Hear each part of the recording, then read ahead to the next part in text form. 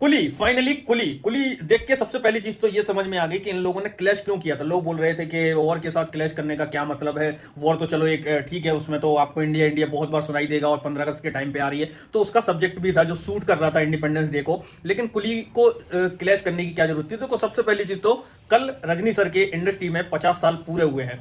इस उपलक्ष्य पे ये फिल्म आई है, 50 साल कंप्लीट होने के उपलक्ष्य पे ये फिल्म आई है। ये सबसे बड़ा रीजन मुझे लगा। बहुत प्यारी लिखावट है फिल्म, ऐसा मैं नहीं बोलूंगा कि ओवर द टॉप फिल्म है, बहुत ही मास्टरपीस है, इस तरह की नहीं।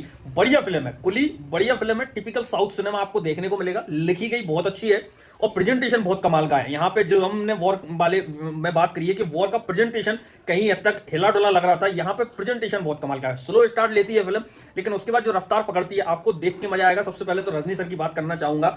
75 साल 80 साल की उम्र में ये इंसान क्या कर रहा है आप देखें। और देखो ये कहीं कोई किसी से कनेक्टेड नहीं है, पहले भी मैं बता चुका था, कई बार मैंने चीख चीख के बोला है अपने वीडियो में। ये एक सिंगल फिल्म है। देखो एक जब डायरेक्टर महानता की ओर बढ़ता है ना तो वो अपने ताज में कुछ हीरे जड़ना चाहता है, जो कि लोकेश कनगराज कर रहे हैं बड़े बड़े स्टार्स के साथ काम करके। जबकि अगर एक चीज ध्यान में रखी जाए, रजनी सर की एज, उनके हेल्थ इशू, वो इस उम्र में इतनी फिल्में कर रहे हैं वही सबसे बड़ी बात है। लेकिन वो किसी यूनिवर्स का हिस्सा नहीं होंगे, तो वो पहले से ही मुझे पता था कि ये फिल्म जो है वो कहीं से कहीं तक कनेक्ट नहीं होने वाली है। लेकिन यहाँ पे जिस तरह से इस फिल्म को डिजाइन किया गया है, सबसे पहले रजनी सर की मैं बता ही चुका हूं, उसके बाद नागार्जुना भाई हमारा बचपन का हीरो। अगर किसी ने भी, मैं कह रहा हूं आप में से न जाने कितने बच्चे ऐसे होंगे जिन्होंने पहली बार अगर साउथ फिल्म कोई देखी होगी तो वो देखी होगी one man army, mass the one man army और डॉन नंबर 1।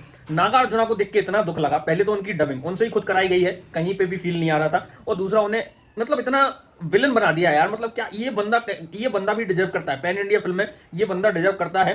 इस बंदे में पोटेंशियल है। मतलब यार जब मैंने देखा था डॉन नंबर 1 में उनको, और अब मैं देख रहा हूं और यंग लग रहे हैं, वो पहले से और ज्यादा यंग लग रहे हैं। जो बस थोड़ा सा दुख लगा कि उन्हें विलन बना दिया गया और उनकी डबिंग उनके साथ, उनके कैरेक्टर के साथ जस्टिस नहीं किया लोकेश कनगराज ने, जिससे मैं थोड़ा सा उदास हुआ हूं। उसके बाद आ जाते हैं भाई साहब उपेंद्र सर। जो उनका कैमियो है या जो उनकी एंट्री है और वो बीजीएम, भाई साहब अभी भी मेरे दिमाग में, मेरे कानों में वो बीजीएम बज रहा है। उनकी जो यूआई लास्ट फिल्म हमने देखी थी ना उप्पी सर की, उस पूरी फिल्म से उनका ये अकेला कैमियो भारी पड़ गया। और मैं कसम से बता रहा हूं, जब एक फिल्म में मैंने रजनी सर और रजनी सर के बगल में उपेंद्र को देखा, भाई साहब मुझे लग रहा है कि इन दोनों को लेके एक तगड़ी फिल्म आनी चाहिए। आने वाले इसके जितने भी पार्ट हो, अगर पार्ट बनते हैं, क्योंकि एंडिंग इस तरह की है इस फिल्म की के पार्ट तो वो मुश्किल है। और जैसा मैंने रीजन बताया कि रजनी सर का हेल्थ इशू भी रहता है, तो वो यूनिवर्स से ज्यादा दूर रहते हैं। हाँ एक दो पार्ट वो कर सकते हैं, जैसे जेलर 2 भी आ रही है तो एक दो पार्ट इसके बन सकते हैं, वो कहीं हद तक जो है वो उसके साथ जा सकते हैं। लेकिन आप बोले कि प्रॉपर यूनिवर्स में वो आ जाए तो वो मुझे कहीं हद तक नहीं लगता है। तो उपेंद्र सर का बहुत लाजवाब लगा कैमियो, बीजीएम, उनका स्क्रीन प्रेजेंस बहुत लाजवाब लगा।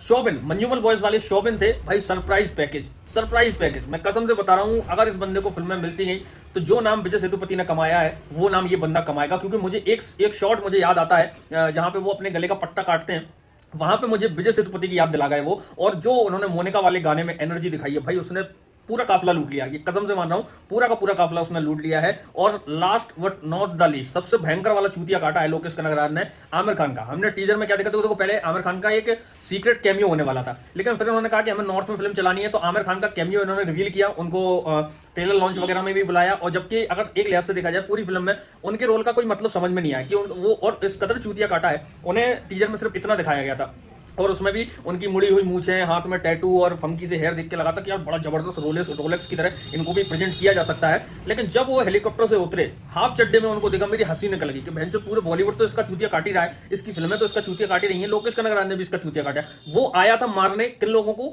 रजनी सर को, और एकदम से उसका हृदय परिवर्तन हो जाता है और वो उनका दोस्त बन जाता है। मुझे समझ में ही नहीं आया कि उनके केमियो का मतलब क्या था, क्यों उन्हें बुलाया गया था और क्यों, मतलब क्या रीजन था उनको बुलाने का। आपको सिर्फ ये बताना था कि उनके साथ लोकेश कनगराज एक सुपर हीरो वाली फिल्म कर रहा है, इसलिए आपने उनको डाला, तो ये सबसे बड़ी बेवकूफी थी। ओवरऑल फिल्म बहुत बढ़िया है, साउथ वाली फिल्म है, देख के मजा आएगा। स्टोरी ग्रिपिंग है, रजनी सर की परफॉर्मेंस लाजवाब है, अनिरुद्ध का बीजीएम बहुत शानदार है, आपको मजा आएगा फिल्म देख के। कहीं से कहीं लॉकी यूनिवर्स से कनेक्टेड ये फिल्म नहीं है, फ्रेश स्टोरी है, सिंगल फिल्म है, जाके देखें आपको मजा आ जाएगा। आप लोगों को कैसी लगी लिख कर जरूर बताएं, चैनल को सब्सक्राइब करना ना भूलें।